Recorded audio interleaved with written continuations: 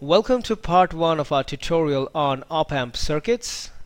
And in this tutorial, what I'm just planning to do is that I'm just planning to discuss various op-amp circuits with you all, okay, that finds quite a number of applications in the practical world. And before I just move on to the circuits which I was planning to discuss with you all today, I'd just like to shed some light on the the closed loop configuration of the op-amp. Okay, so here it goes, the closed loop configuration. Okay, so the circuits that I'm going to discuss today, are pretty much operates under the closed loop configuration of the op-amp as much as possible. So that's why the concept is quite necessary. Okay, so if you all would remember from our previous tutorials that the op-amp, as you saw, okay, back there, it was just operating in its open loop configuration. Okay, so there goes its positive and negative supply terminals. There it goes. So if you're gonna apply two input voltages V1 and V2 over here to an op-amp just like this, then what the op-amp basically does, as you learned in the previous tutorial, is that it just basically amplifies the input, its input difference voltage. Okay, so that's the difference between the voltages V1 and V2 applied to, sorry, I'll just like to change them. Yeah, that's better. Yeah, so the op-amp basically over here, yeah, that's better, because that's better, that's visible now. Okay, so the op-amp here basically helps amplify the input difference voltages. Okay, that's the difference between the voltages V1 and V2 applied at its non-inverting and inverting input terminals respectively. So basically here VID representing this difference. Okay, so what the op-amp does is that it just amplifies this difference. Okay, so in this form the op-amp is said to operate in its open loop, okay, let's just call it, yeah, open loop configuration, no problem. Right. So under the open loop configuration, if we are just thinking, okay, I just mentioned in the tutorials back in the op-amp basics that the op-amp is basically an amplifying device. Okay, fine. So if the op-amp actually is an amplifying device, then we'd expect that the op-amp to amplify any sort of input signal that we supply at its input, right? Okay, so I take that argument. Okay, fine. So if we're just planning to apply a sinusoidal input at any one of its inputs to the op-amp, maybe the non-inverting or the inverting, or maybe both, that just depends upon our choice. So whenever we're just planning to apply an input signal, okay, an input sinusoidal signal, we'll just expect that the op-amp would output an amplified version of this input signal. Okay, so this is basically what we expect. So I'll just write here, this is our expected output. Okay, so this is our expected output right here. But if you're gonna expect this sort of output, okay, from the op-amp, well, I am sorry to inform you, then you might be extremely disappointed, as this sort of phenomena doesn't occur at all. Now you'll be wondering why this happened. Why am I saying that? It's because whenever you go and apply any input voltage at either any one of its input terminals, or rather to both, the op-amp output constantly just swings from the positive to the negative saturation voltage levels. Okay, so there you go. If this is the positive saturation voltage level, then this would be the negative saturation voltage level. Okay, so now the op-amp output constantly swings from its positive to its negative saturation voltage level. Okay, whenever we would apply any sort of non-zero input to any one of the input terminals of the op-amp. Okay, so now depending upon the corresponding input signal and its magnitude and so on and so forth, the the output of the op-amp would just swing from its positive to from its positive to its negative saturation voltage level. So if you're gonna apply a momentary input to the op amp under the open loop configuration, the output would either be saturated to the either the positive or the negative saturation voltage level, depending upon whether the applied input is of course negative or positive.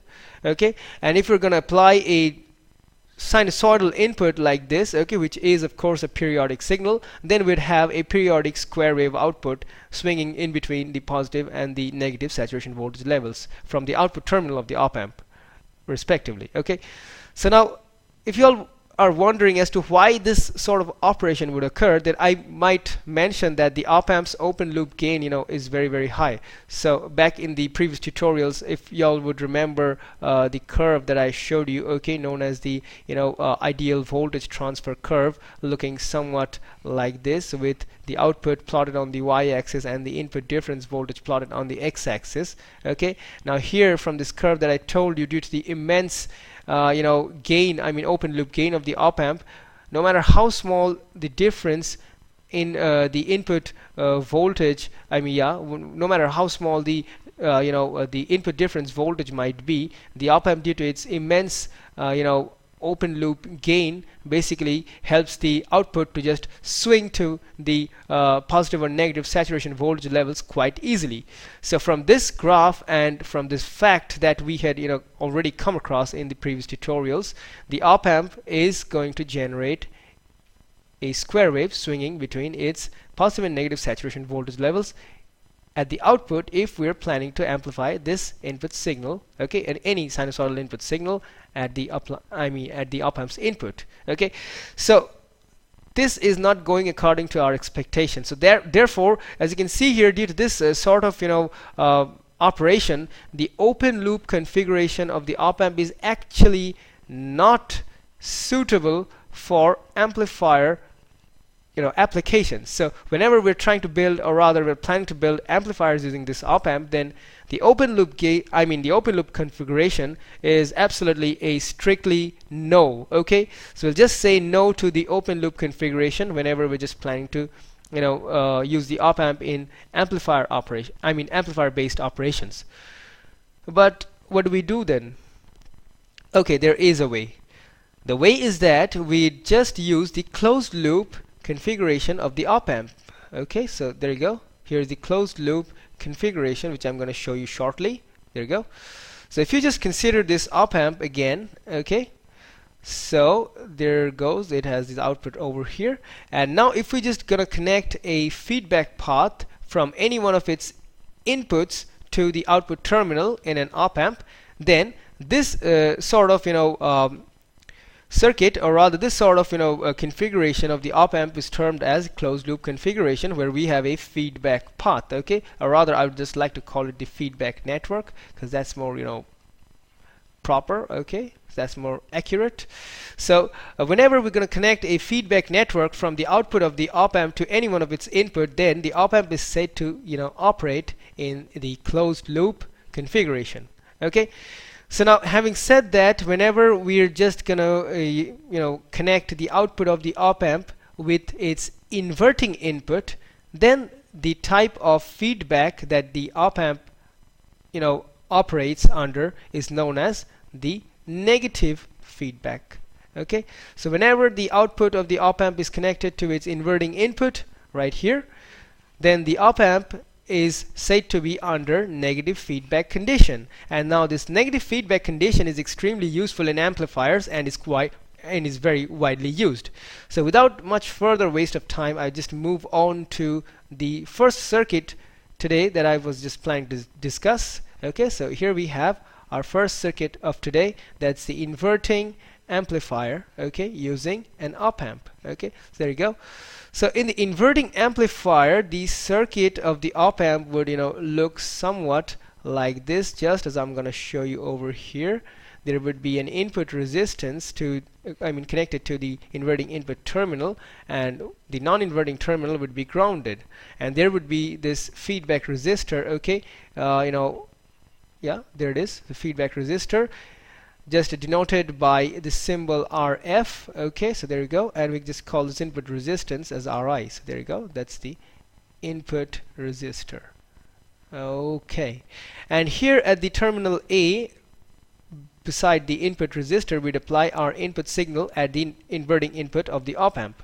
And now from this circuit, if we just take a closer look, then from the previous tutorial on virtual ground, if you just remembered that, then the non-inverting input terminal being at the ground voltage, okay, it reflects the same at the inverting input. Okay, so we just call this as terminal G, okay, which is said to, you know, suffering from the condition of virtual ground.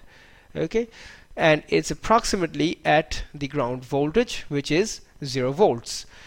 Okay, so having said that, if we just, you know, use this, if we're just going to go and use this concept of virtual ground and, you know, actually realizing the equation for gain for this circuit, then it would just, you know, appear somewhat like this. And now the virtual ground condition, as I said, you know, occurs due to the immense high open loop gain of the op amp. Okay, so if you're not come across this virtual ground, okay, please refer to our tutorial on virtual ground previously before coming into you know, this before coming into the circuit. Okay, so if we just, you know, take note that there's an input voltage over here, and if we just imagine a current flowing through this input resistance, then it just, you know, flow through the feedback path and finally out into the through the output terminal of the op amp. And notice that the current doesn't enter into the inside the op amp due to the very high input resistance of the op amp. So if you just, you know, put down the equation over here, so that's Vi minus G. So now the terminal G approximately being at the ground voltage would be just 0 by Ri. That's the current through this input resistance Ri, and now this should be equal to the current flowing through RF. So that will be given by G minus VO by RF. Okay, so now just simplifying this equation, we'd obtain the relationship of VO by Vi, that is actually the gain of this circuit, as equal to minus RF by Ri. Okay, so this is basically the equation that we were looking for in this circuit, and here you can see by just adjusting the values of RF and Ri, we can just, you know, change the gain of this circuit. Okay, so we have an adjustable gain amplifier over here. And now if we just move on to the other circuit which we were planning to discuss, that's the non-inverting amplifier. So the non-inverting amplifier is not all that different from the inverting amplifier discussed previously. So now if we just take a note at this circuit, okay, so there you go. We have again the same input resistor Ri, you know, connected to the inverting input of the op amp, and then again we'd have the same feedback resistance RF connected between the inverting and the inverting input and the output terminals of the op amp basically. But here the terminal A beside the inverting input, okay, beside the input resistance over here, that's terminal A right here, is gonna be grounded. Okay, and on the contrary, we would apply the required input signal voltage to the non-inverting input of the op amp. Okay, so now since the input voltage signal is applied to the non-inverting input of the op amp, so that's why it's called a non-inverting amplifier. On the other hand, in the previous circuit, since the input voltage was applied to the inverting input of the op amp here, so that's why it's called a inverting amplifier. Okay, so there you go, that's the basic difference between the two. And now if we just, you know, try and deduce the equation, okay, so now here we can see that the non-inverting input being subjected to an input voltage of Vi would just again be reflected back here at this terminal G. Okay, so there it goes, it's Vi.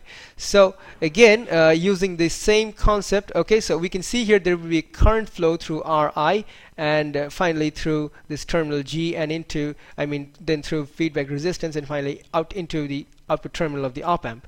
Again, the current won't enter inside the op amp due to its immense input resistance. So if we just, finally put down the equations over here, it'll, for the current flowing through Ri, okay, so it'll just gonna look like this. So 0 minus Vi, okay, by that's the voltage at the terminal G. So here the terminal G is approximately at the input voltage that we have applied at the positive input of the op amp. So here 0 minus Vi by Ri, that's the current flowing through Ri. And now since this current again flows through the feedback resistance, okay, so this is going to be equal to the current flowing through the feedback resistance. In this case, that's going to be Vi minus Vo by RF. So now upon simplifying this equation, okay, just we can just write it down something like this. Yeah, so there you go, by minus VO by RF. And now finally, just by simplifying the equation, okay, with changing sides and all, we'd get VO by VI. Okay, so that's equal to the gain of this circuit is equals to 1 plus RF by RI. So that's the equation we were looking for in this circuit. And now this equation shows that the gain in this circuit is of course larger than 1. So here depending upon the value of RF and RI, okay, if the value of RF and by RI, if this thing is not equal to 0, then the gain would of course be greater than that of 1.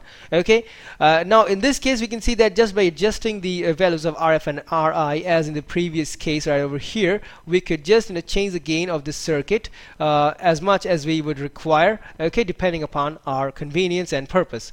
So having said that, we just come to the end of this tutorial discussion, where I would just like to round up my discussion on the topic. See you again in the next tutorial on op-amp circuits part 2. Till then is just thank you for now and goodbye.